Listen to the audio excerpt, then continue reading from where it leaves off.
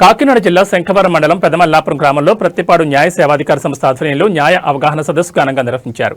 గిరిజన ప్రాంత ప్రజలకు చట్టాలపై అవగాహన కల్పించడం, ప్రభుత్వ సంక్షేమ పథకాలు సక్రమంగా అందేలా దిశానిర్దేశం చేయడం లక్ష్యంగా ఈ కార్యక్రమాన్ని ఏర్పాటు చేశారు. ఈ సదస్సుకు పెద్దాపురం 7వ జిల్లా అదనపు జడ్జి చంద్రమౌళీశ్వరి ముఖ్య అతిథిగా హాజరై మాట్లాడుతూ గిరిజనుల హక్కులను చట్టాలు స్పష్టంగా రక్షిస్తున్నాయని, తమపై జరుగుతున్న అన్యాయాలపై భయపడకుండా న్యాయ వ్యవస్థను ఆశ్రయించాలని సూచించారు. భూ హక్కులు, అటవీ హక్కుల చట్టం, మహిళలు, పిల్లల రక్షణ చట్టాలు, ఉచిత న్యాయ సేవల లభ్యత వంటి అంశాలపై సులభంగా వివరించారు. ప్రతిపాడు జడ్జి ఎల్ గోపీనాథ్ అధ్యక్షత వహిస్తూ మాట్లాడుతూ న్యాయ సేవాధికార సంస్థ ద్వారా పేదలు, గిరిజనులకు ఉచిత న్యాయ సహాయం అందుబాటులో ఉందని తెలిపారు. సమస్యలను దాచుకోకుండా పారాలీగల్ వాలంటీర్లు, న్యాయవాదుల ద్వారా పరిష్కారం పొందొచ్చని అన్నారు. ఈ కార్యక్రమంలో ఐసీడీఎస్ శాఖ ఆధ్వర్యంలో పోషకాహార విలువలను వివరిస్తూ స్టాల్స్ ఏర్పాటు చేశారు. గర్భిణీలు, బాలింతలు, చిన్నపిల్లలకు పోషకాహారం ఎంత ముఖ్యమో వివరించారు.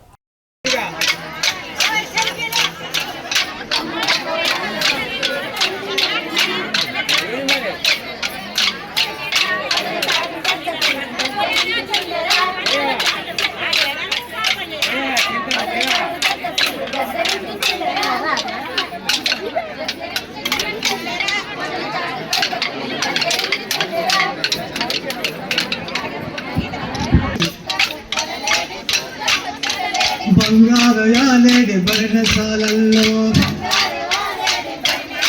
మా బంగారు యాలేడి బర్ణశాలల్లో, మన బర్ణశాలకి లేడే వచ్చేది రాద, మన బర్ణశాలకి మన బర్ణశాలకి కాద, మన బర్ణశాలకి కాద, మన బర్ణశాలకి నాగమన బర్ణశాలకి, నాగమన బర్ణశాలకి, నాగమన బర్ణశాలకి, నాగమన బర్ణశాలకి, నాగమన బర్ణశాలకి లేడిని పట్టుకుని నాకు వీయునాద, లేడిని పట్టుకుని నాకు వీయునాద, కంచాల పాలు పెంచి కుందునగా, కంచాల పాలు కంచాల పాలు కంచాల పాలు. న్యాయవాదులు, అదేవిధంగా పత్రికా విలేకరులు దయచేసి తమ ఎక్కడో ఇక్కడ రావాల్సిందిగా కోరుతున్నాం. దయచేసి అధికారులకు, పత్రికా విలేకరులకు మరి ఈ 2 రోజులు కొద్దిగా బ్యాక్ అలా కూర్చొని ఎక్కడ వచ్చాం సెక్రటరీ గారు కొద్దిగా ఆ 2 రోజులు అంతే చాలు చాలు. ఒకసారి బాబురాజు గారు కదండి. హలో అమ్మ తల్లి చెప్పు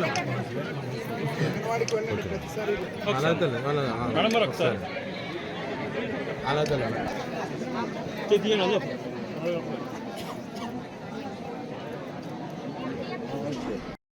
హక్కు రాదు. సపోజ్ ఒక ఇల్లు కొనుక్కున్నారు, ఒక ఆసామి దగ్గర నుంచి ఇల్లు కొనుక్కున్నారు.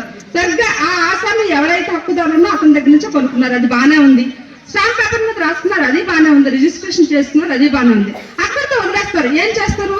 ఆ విధంగా కొనుక్కున్న ఏదైతే ఇల్లుందో ఆ ఇల్లుని ఖచ్చితంగా ఎక్కడైతే దాని పరిధిలో ఎక్కడైతే ఏ పంచాయతీ వస్తుందో పంచాయతీ, మున్సిపాలిటీ అయితే మున్సిపాలిటీ, అదే ఏ పరిధికి వస్తే కార్పొరేషన్ ఆ పరిధిలోకి వెళ్ళి ఆ ఆఫీస్కి వెళ్ళి మీ యొక్క ఇదిగో నేను ఏదైతే మీరు సేల్ డీడ్ కొనుక్కున్నారో, ఏదైతే డాక్యుమెంట్ ఉందో ఆ డాక్యుమెంట్ నకలు తీసుకుని, సార్ నేను ఇదిగో ఈ ఆస్తి కొనుక్కున్నాను, పలానా రోజు పలానా వ్యక్తి దగ్గర నుంచి కొనుక్కున్నాను, నా పేరు మీ పంచాయతీ రికార్డులో నమోదు చేయండి అని ఒక అప్లికేషన్ పెట్టుకోవాలి. అంటే డాక్యుమెంట్ రాసుకున్నారు, రిజిస్ట్రేషన్ చేసుకున్నారు, తర్వాత పంచాయతీ ఆఫీస్కి వెళ్ళి మీకు ఒక అప్లికేషన్ పెట్టుకుని మీ పేరు, మీరు ఒక సుబ్బయ్య దగ్గర నుంచి కొనుక్కున్నారు అనుకోండి, ఆ సుబ్బయ్య నేను తొలగించి ఆ ప్లేస్ లో మీ పేరు పెట్టుకోవాలి. అక్కడి వరకు బాగానే ఉంది.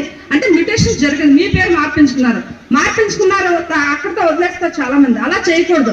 ఎప్పుడైతే మన పేరు మార్పించుకున్నామో ప్రతి సంవత్సరం కూడా మన పంచాయతీకి కట్టవలసిన ట్యాక్సెస్ ఖచ్చితంగా కట్టాలి. ట్యాక్స్ కట్టే రిసీప్ట్ తీసుకోవాలి. అదేవిధంగా ఎలక్ట్రిసిటీ డిపార్ట్మెంట్ కి కూడా ముందు వ్యక్తి సుబ్బయ్య పేరు మీద ఉందనుకోండి, అది మీ పేరు మార్పించుకోవాలి. అంటే ఈ విధంగా ఏవైతే గవర్నమెంట్ రికార్డులో పేర్లు ఉన్నాయో సుబ్బయ్య అన్న పేరు, ఆయన పేరుని అంతా తొలగించుకుని మీ పేరు మార్పించుకోవాలి. అంటే బాగానే ఉంటుంది. మార్పించినా కూడా ప్రతి సంవత్సరం దాని మీద కట్టాల్సిన ట్యాక్స్ ఖచ్చితంగా కట్టాలి. అంటే చాలా మంది ఏం చేస్తారంటే సుబ్బయ్య పేరు తొలగించేసాం కదా, మనకెందుకు ఆయనకు గవర్నమెంట్కి ఎందుకు ట్యాక్స్ కట్టాలని అనుకుంటారు. కానీ అలా ఉండకూడదు. ఎవరైతే ట్యాక్స్ కడతారో రేపొద్దు అనుకోకుండా కోర్టుకు వచ్చారనుకోండి, సుబ్బయ్య ట్యాక్స్ కడుతున్నట్టున్నది అనుకోండి, ఇంజక్షన్ ఎవరికి ఇస్తారని సుబ్బయ్యకే ఇస్తారు. కోర్టుకి కావాల్సింది ఏంటంటే కాగితాలు కావాలి, డాక్యుమెంటరీ ఎవిడెన్స్ కావాలి, అంతే తప్ప మీ ఇద్దరి మధ్య ఏ వ్యవహారం జరిగింది ఏంటనేది తెలీదు. ఎలా తెలుస్తుందంటే కోర్టుకి మీరు పెట్టే కాగితాల ద్వారానే కోర్టుకి అనేది తెలుస్తుంది. సో ఖచ్చితంగా మీరు ప్రాపర్టీని డాక్యుమెంట్ మీద రాసుకుని రిజిస్ట్రేషన్ చేయించుకోవాలి. రిజిస్ట్రేషన్ అయినాక ఆ కన్సర్న్ డిపార్ట్మెంట్కి వెళ్ళి, పంచాయతీ డిపార్ట్మెంట్కి వెళ్ళి, పంచాయతీలో మీ పేరు నమోదు చేసుకుని పాత ఎవరైతే ఉన్నాడో హక్కుదారుడు అతని పేరు తొలగించుకుని మీ పేరు పెట్టుకుని తర్వాత మీరు ఏం చేయాలంటే ప్రతి సంవత్సరం దానికి కట్టవలసిన ట్యాక్సెస్, ప్రతి నెల కట్టవలసిన ఎలక్ట్రిసిటీ బిల్స్ కూడా మీరు కట్టుకోవాలి. ఈ విధంగా కట్టుకున్నాక మనం ఎప్పుడైనా పొరపాటున కోర్టుకు రావాల్సి వచ్చినా కోర్టు ఖచ్చితంగా మీకే తీర్పిస్తుంది. ఏ వ్యక్తి అయితే ఇప్పుడు నేను చెప్పానో చెప్పిన విధంగా చేస్తే ఖచ్చితంగా మీకు తీర్పు అనేది మీరు ఒక చిన్న కోర్టులో ఒక ఫస్ట్ కోర్టులో జూనియర్ సివిల్ జడ్జి కోర్టులో మీకు రాలేదనుకోండి, సపోజ్ ఇంజక్షన్ రాలేదు, హైకోర్టుకు వెళ్ళినా, సబ్ కోర్టుకు వెళ్ళినా, డిస్ట్రిక్ట్ కోర్టుకు వెళ్ళినా, హైకోర్టుకు వెళ్ళినా, సుప్రీంకోర్టుకు వెళ్ళినా మీరు ఖచ్చితంగా నెగ్గుతారు. అంటే మనం చేయవలసిన క్రమంలో మనం కనుక ఆస్తిని కొనుక్కుంటే కనుక ఖచ్చితంగా మీ యొక్క హక్కు అనేది ఎక్కడికి వెళ్ళినా మీకు పరిరక్షింపబడుతుంది. సో ఈ విధంగా సపోజ్ మీరు పొలం కొనుక్కున్నప్పుడు కూడా మనం ఏం చేయాలంటే ఇప్పుడు ఇల్లు కాబట్టి పంచాయతీ ఆఫీస్కి వెళ్తున్నారు, అదే పొలం కొనుక్కున్నారు అనుకోండి రెవెన్యూ ఆఫీస్కి వెళ్ళాలి. రెవెన్యూ ఆఫీస్కి వెళ్ళి మీ పేరు నమోదు చేసుకుని అక్కడి నుంచి ప్రతి సంవత్సరం కట్టవలసిన ఏదైతే ఉంటుందో ల్యాండ్ దాని మీద కట్టవలసిన పన్నులన్నీ కూడా కడుతూ ఉండాలి. ఈ విధంగా మనం చేయవలసిన కార్యక్రమాలు ఖచ్చితంగా చేస్తే ఖచ్చితంగా మీకు ఎక్కడికి వెళ్ళినా న్యాయం జరుగుతుంది. మనం కొనుక్కున్నా కానీ నాకు రాలేదే, తీర్పు నాకు రాలేదన్న బాధపడేదానికన్నా కొనుక్కునే ముందు ఏవైతే మనం తీసుకోవాలో జాగ్రత్తలు, తర్వాత కొనుక్కున్నాక మనం ఏవైతే పాటించాలో అవన్నీ పాటించినప్పుడు ఖచ్చితంగా మీకు ఎక్కడికి వెళ్ళినా మీ హక్కు అనేది రక్షింపబడుతుంది. సో మరి ముఖ్యంగా ఈ రోజు ఇంకొక విషయం, మనకి 2015లో ఒక స్కీమ్ అనేది ట్రైబల్ వెల్ఫేర్ కి, అంటే మీ యొక్క సంక్షేమం గురించి, గిరిజనుల యొక్క సంక్షేమం గురించి ఒక scheme. Director welfare department Shobharani వీరి మీద రాసిన కోరుతుంది రండమ్మా. అలాగే ప్రతిపాడు సర్కిల్ ఇన్స్పెక్టర్ సిఏ గారు వేది మీద రావాలి.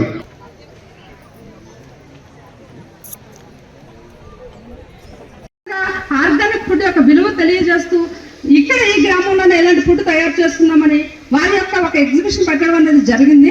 సో ఇవన్నీ కూడా ఈ రోజు పర్టికులర్ గా చిన్నపిల్లలు, స్కూల్ పిల్లలు ఎంతో మంచి డాన్స్ వేసినారు. మనందరికీ కూడా కనువిందుగా, మనం ఎంతో టెన్షన్ గా ఉన్నా, మనంతో భారంగా ఉన్న మైండ్ అంతా కూడా వాళ్ళ డాన్స్ కానీ, లేకపోతే మగపిల్లలు వేస్తున్నారు వాళ్ళు వేసిన డాన్సెస్ కానీ, వాళ్ళందరూ కూడా ఇక్కడ పార్టిసిపేట్ చేసే విధానం చూస్తే నిజంగా చాలా చాలా ముచ్చటగా ఉంది. సో మీరు అన్నారు ఇప్పటి వరకు పది మల్లపురం అనేది చాలా లోపలికున్న ఏరియా అని అన్నారు. కానీ ఈ రోజున అంటే ఇన్ని డిపార్ట్మెంట్ వారు ప్రతి డిపార్ట్మెంట్ ఇక్కడ రావడానికి కారణం మీరే. మీకు చట్టాల మీద అవగాహన చేయాలనే ఉద్దేశంతో మేము అందరం ఈ రోజు మీకు రావడం జరిగింది. సో అంటే మనకి ఈస్ట్ గోదావరి జిల్లా చూసుకున్నాము, ఈస్ట్ గోదావరి జిల్లా కానీ కాకినాడ జిల్లా కానీ చూసుకున్నప్పుడు ఎక్కడ లేని విధంగా ఇవాళ ఇక్కడ స్పెషల్ ప్రోగ్రామ్ కండక్ట్ చేయడం అనేది నిజంగా పెద్ద మల్లాపురం వారు చేసుకున్న పుణ్యమే అనిపిస్తుంది. ఈ రోజు మీ అందరూ కూడా మమ్మల్ని ఇన్వైట్ చేసి మాకు ఈ అవకాశం కల్పించినారు. మీరందరూ కూడా, మీ అందరికీ కూడా సభాముఖంగా నా యొక్క ధన్యవాదాలు తెలియపరచుకుంటున్నాను. మరి ముఖ్యంగా ఈ రోజు మీకు ఇక్కడ న్యాయ విజ్ఞాన సదస్సు కండక్ట్ చేయడం జరిగింది. సో న్యాయ విజ్ఞాన సదస్సు అనేది ఎందుకు పెడుతున్నాము అనేది, దాని యొక్క విశిష్టత ఏంటనేది మనకు చెప్తున్నారు ఇప్పటి వరకు మ్యాజిస్ట్రేట్ గారు. న్యాయ విజ్ఞాన సదస్సు అంటే ఏంటంటే చట్టాల మీద మీకు ప్రతి చోట ప్రతి ఒక్కరు పిల్లలకు కానీ పెద్దవాళ్ళకి కానీ గ్రామంలో ఉన్న ఎక్కడ మారుమూలలో ఉన్న వాళ్ళందరికీ కూడా ఈ చట్టాల మీద అవగాహన కల్పించాలన్న ఉద్దేశంతో మనకి ఒక చట్టం ద్వారా ఈ యొక్క తీసుకురావడం జరిగింది. ఆ యొక్క లీగల్ సర్వీస్ అథారిటీ యాక్ట్ అనేది, ఈ చట్టం అనేది ఈ జాతీయ సేవా అధికార చట్టం అన్నమాట. అంటే అందులోనే ఉంది ఆ పదం కూడా అందరూ సేవ చేయాలని.